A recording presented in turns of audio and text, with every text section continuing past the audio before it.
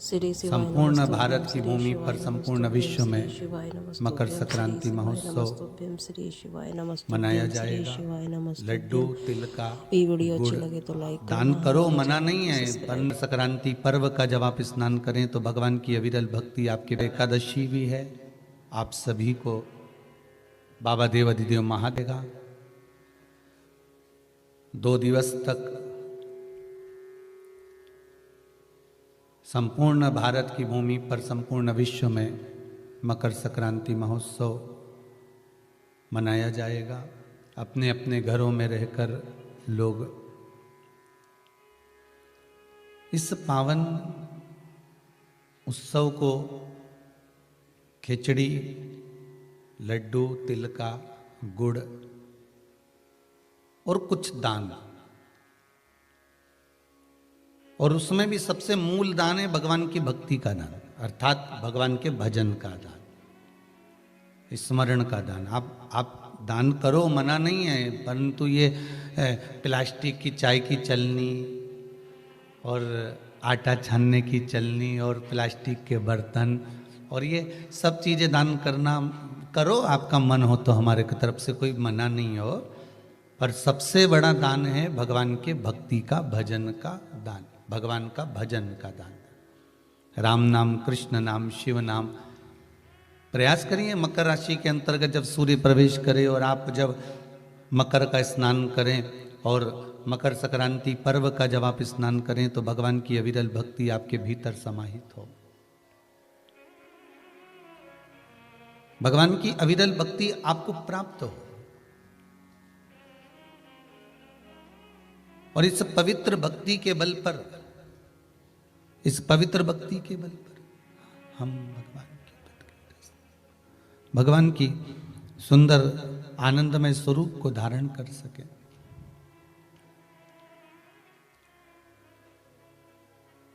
महाराज, आज सुंदर एकादशी भी है। आप सभी को बाबा देव अधिदेव महादेव की इस सुंदर आनंदमय एकादशी के लिए भी बहुत बहुत साधुवाद, बधाइयाँ। अपने जीवन को सार्थक बनाने का प्रयास करिए, भगवान की भक्ति में डूबने का प्रयास करिए और जितना बन सके उतना भगवान की भक्ति में डूबने का प्रयास करिए। मंगल परिवार, गुप्ता परिवार, ऑस्ट्रेलिया का शर्मा परिवार, अगर ये पावन मानसरोवर शिव महापुराण की कथा को करवा रहा है तो आपके भीतर ये भाव प्रकट होना चाहिए कि आप इस पावन कथा को सुनने के बाद आपके भीतर ये भाव प्रकट हो कि हम भगवान शंकर के कृपा पात्र होकर भगवान शिव की गंगा स्नान, यमुना स्नान, कुंड का स्नान, सरयू का स्नान, मानसरोवर का स्नान हम अपने भाव से कर रहे हैं, हम अपने दिल से कर रहे हैं। आवाज पकड़ रहा है, अपने मन से कर रहे हैं।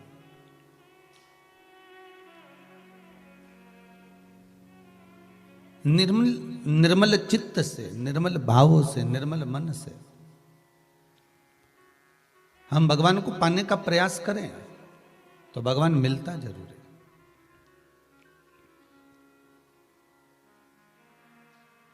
आज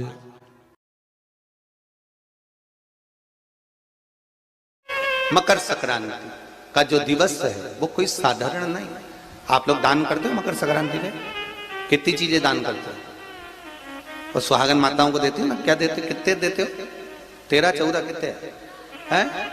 14। कौन से पुराण में लिखा है कि 14 चीज देना चाहिए? अरे बोलते जाओ जरा जल्दी जल्दी, बड़ी मुश्किल से तो पकड़ाई में आते हो तुम शिवरी नारायण वालों। 14 चीजें दान देना है। किस पुराण में लिखा है? कोई तुमसे पूछ सकता है तो महाराज आप कह सकते हो अग्नि पुराण में वर्णन आता है।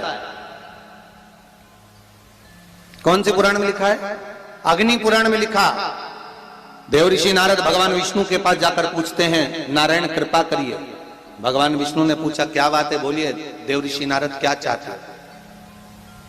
चाहते क्या हो वो बताओ। महाराज हमें इतना सा बता दो शिव जी के यहां जाते हैं तो पहले उनके द्वारपाल से पूछना पड़ता है अंदर जाने के लिए। ब्रह्मा जी के यहां जाते हैं तो ब्रह्मा जी के द्वारपाल से पूछना पड़ता है। इंद्र के यहां जाते हैं तो इंद्र के द्वारपाल से पूछना पड़ता है।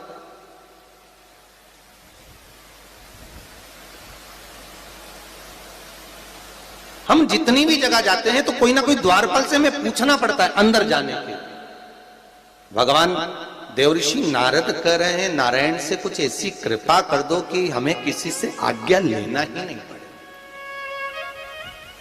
भगवान विष्णु तो उनकी बात को बस थोड़ा सा सुने और अंदर चले गए। नारद जी को लगा हमारा तो कोई जवाब ही नहीं दिया। नारद जी वहीं पर टिक गए, खड़े रहे, नाम जाप करते रहे। विष्णु वापिस आए और देवऋषि नारद से कहा एक काम करो, जब सूर्य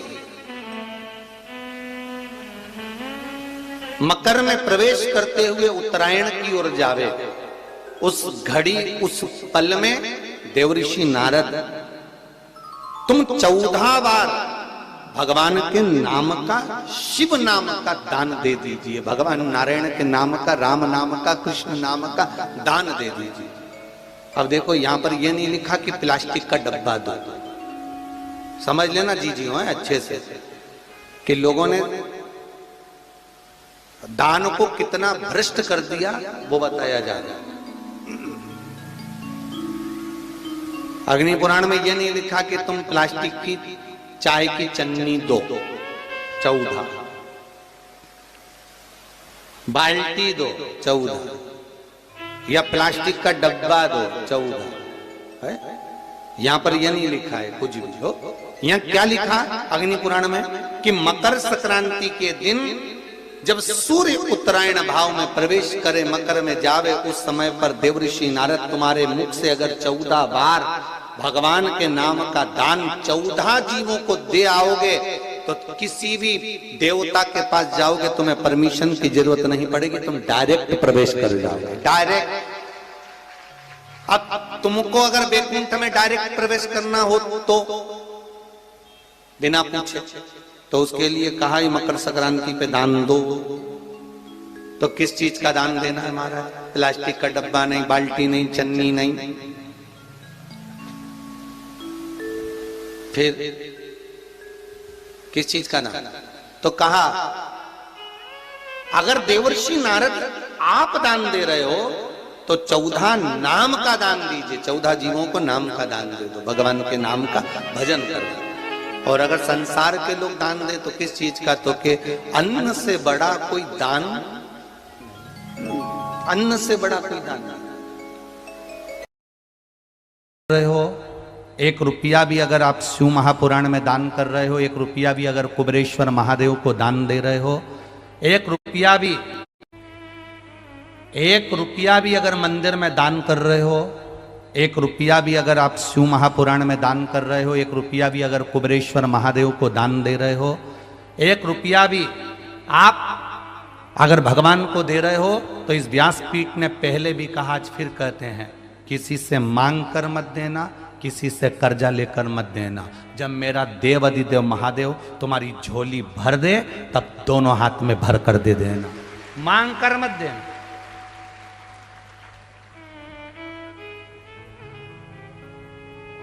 किसी मंदिर में दर्शन करने के लिए जाओ और तुम्हारे पर्स में अगर 10 रुपया नहीं है, पड़ोसन तुम्हारे साथ में है, तुम्हारे रिश्तेदार तुम्हारे साथ में, और किसी तीर्थ में तुम दर्शन करने गए हो, बद्रीनाथ दर्शन करने गए हो, केदारनाथ दर्शन करने गए हो, चंपेश्वर महादेव दर्शन करने के लिए गए हो, महाकाल दर्शन करने के लिए गए हो, राम जी के मंदिर दर्शन करने के लिए गए हो, किसी तीर्थ में दर्शन करने के लिए गए हो, तुम्हारा पर्स घर पर रह गया, तुम्हारा पर्स होटल में रह गया, तुम्हारा पर्स गाड़ी में रह गया, तो भी अपनी पड़ोसन से, अपने रिश्तेदार से भगवान के सामने दर्शन करते समय भगवान सामने है, और भगवान के सामने तुम पड़ोसन से मत मांगना कि 10 रुपए दे, मैं तेरे को भी गाड़ी में दे दूंगी। नहीं, भगवान को बुरा लगता है क्योंकि मेरे सामने खड़ी होकर तू दूसरे के आगे हाथ फैला रही है। मुझसे कहती मैं गाड़ी में से क्या तेरे सामने अंबारियां ला कर दे देता। हमारी आदत रहती है हमारे पर्स होटल में छूट गए, हमारा पर्स गाड़ी में छूट गया, हमारा पर्स वहां रह गया, हमारे पास पैसा नहीं है, हमने पड़ोसन से कह तू देगी ना 10 मिनट, मैं तेरे को बाद में दे दूंगी, देना जरा 10 रुपए, और मुझे चढ़ाना है, मुझे देना है, मुझे आरती की थाली में 10 रुपए चढ़ाना है, मुझे झोली में 10 रुपए चढ़ाना है, जरा देना तू ना। 1 रुपया पड़ोसन से मत मांगो, 1 रुपया अपने रिश्तेदारों से मत मांगो। सास साथ में है, सास साथ में है, और तुम अपनी पड़ोसन से कह रही हो कि मुझे ये चोली का कपड़ा दिला दे, मुझे फाल दिला दे, मुझे पीको करा दे, मुझे ये दिला दे, मुझे वो दिला दे। सास साथ में है और तुम पड़ोसन से पूछ रही हो कि अचार कैसे डालते। सास साथ में है और तुम सास के पांव ना पढ़कर पड़ोसन के पांव पढ़ रही हो, तो सास को बुरा नहीं लगेगा?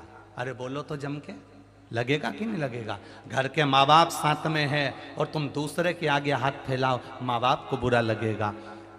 घर के बुजुर्ग तुम्हारे साथ में हैं और तुम दूसरे के आगे हाथ फैलाओ, घर के बुजुर्ग को बुरा लगेगा। मंदिर में भगवान बैठा है और तुम दूसरे के आगे हाथ फैलाकर दान दो, भगवान को बुरा लगेगा। उसको बुरा लगता है कि मेरे सामने आया, मेरे पास आया, मेरे नज़दीक आया, मेरे करीब में आया और मेरे पास आकर, मेरे करीब में आकर, मेरे नज़दीक में आकर दूसरे के हाथ जोड़ रहा है। मत दो दान, ऐसा दान किसी काम का नहीं जो दूसरे से मांग कर दिया जाए। हमारा भी विश्वास कहता है, इतने सालों की शिव महापुराण कथा का भरोसा और विश्वास कहता है, नहीं है आपके पास देने के लिए, आप रोज शंकर जी के मंदिर में 1 लोटा जल चढ़ाओ, अपनी मेहनत करो, अपना परिश्रम करो, अपना कर्म करो और मेहनत से पीछे मत हटना। एक दिन महादेव खुद इतना दे देगा कि आप खुद दोनों हाथों से लुटाना चालू कर दो।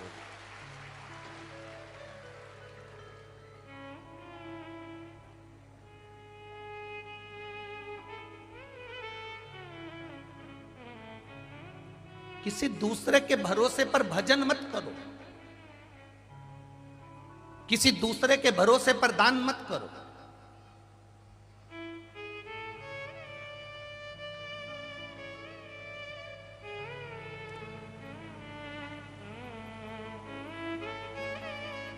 ए भैया, तेरे हाथ जोड़ती हूं, मुझे आगे बिठा दोगे क्या कथा में? ए भैया, मैं तुम्हारे हाथ जोड़ती हूं, क्या मुझे कथा में आगे बिठा दोगे क्या? तुमने भैया के हाथ जोड़े कि मैं तुम्हारे हाथ जोड़ती हूं, तो मुझे आगे बिठा दोगे क्या? ऐसा हाथ तुम एक बार महादेव के जोड़ कर कह देती कि मुझे आगे बिठा दोगे क्या? वो व्यासपीठ के पास में ले आए।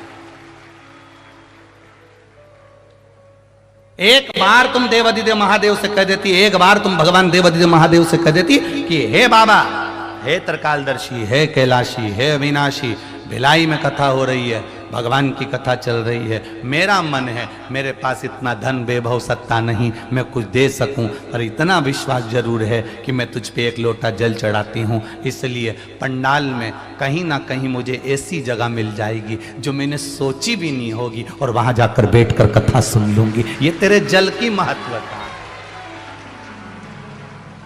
ये तेरे जल की महत्वता है। तुझे जो 1 लोटा जल चढ़ाया, तुझ पर जो 1 लोटा पानी चढ़ाया है, उसकी महत्वता है कि मुझे कुछ मिलेगा और अच्छा मिलेगा।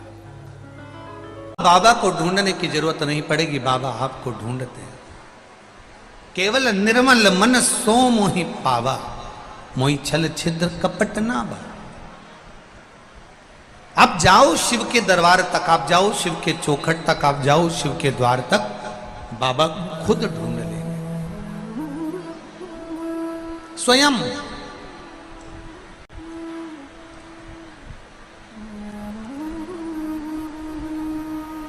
अपनी भक्ति के बल को बढ़ाना पड़ेगा हमको। दुनिया ताने देगी, दुनिया गाली देगी, दुनिया अपशब्द कहेगी, फिर भी आपका विश्वास नहीं डिगना चाहिए, आपका भरोसा नहीं टूटना चाहिए। माता पार्वती मैया का जो अवतार हुआ, ये माता सती दक्ष प्रजापति की कन्या माता सती जो शिव जी के साथ में ब्याहीन थी, और विवाह होने के बाद माता सती को भगवान देवाधिदेव महादेव लेकर कुंभज बाबा के आश्रम में, शिव महापुराण की कथा कह रही है कि कुंभज बाबा के आश्रम में माता सती को लेकर गए, अगस्त बाबा के यहाँ ले जाकर, कुंभज बाबा के यहाँ ले जाकर अगस्त ऋषि के यहाँ कथा को सुनने बैठे।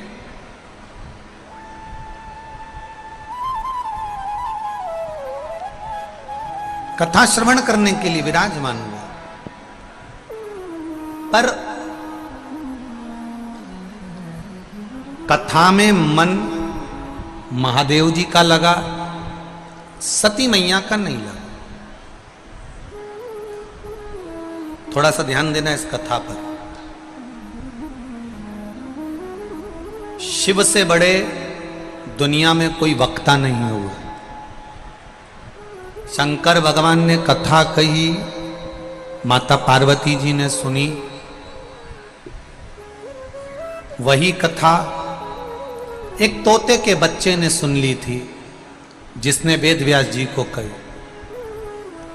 वेद व्यास जी ने वही कथा शास्त्रों में, पुराणों में वर्णन करी, जिसको आज तक दुनिया के लोग आज तक बाच रहे हैं, आज तक बाच रहे हैं। शिव जी जैसा कोई वक्ता नहीं, और शिव महापुराण की कथा कह रही है, भगवान शंकर का संवाद कह रहा है, शिव जी जैसा वक्ता नहीं और शिव जी जैसा कोई श्रोता नहीं। चंचुला देवी का पति बिंदु प्रेत योनि में चले गया। चंचुला देवी का पति बिंदु जब प्रेत योनि में चले गया, तब चंचुला देवी ने देवाधिदेव महादेव से प्रार्थना करी कि मुझे कथा करवाना है शिव महापुराण की, और कोई जजमान नहीं मिल रहा।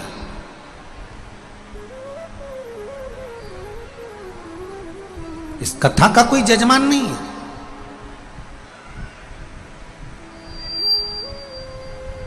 अब आप स्वयं जजमान बनकर कथा सुने, आप स्वयं जजमान बनकर इस कथा का रसतत्व ग्रहण करें।